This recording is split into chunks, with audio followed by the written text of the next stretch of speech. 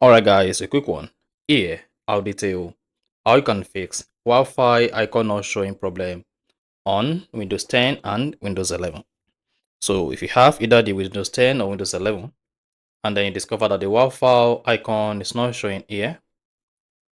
So instead of having the Wi-Fi icon here, you discover that the Wi-Fi icon is not available. Then this video is going to walk you through how you can easily fix this. So if at the end of this, you find this offer informative, please don't forget to like and then subscribe. Now to fix Wi-Fi icon not showing problem on your Windows 10 and Windows 11, all you need to do is click on the start button, search for control panel, then open control panel.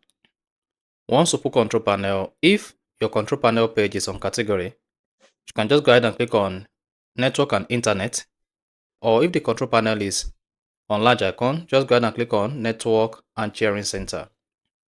Now once you selected network and sharing center, locate change adapter settings and click on it.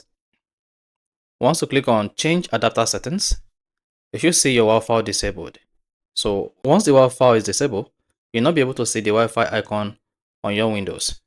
Then what you need to do to fix the Wi-Fi icon not showing on your Windows 10 is click on the Wi-Fi, right click on it, and then select enable. Then you should see enabling.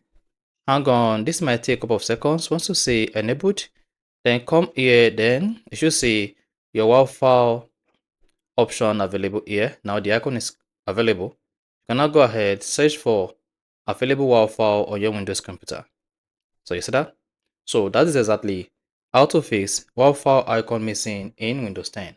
So if you found this offer informative, please don't forget to like and then subscribe.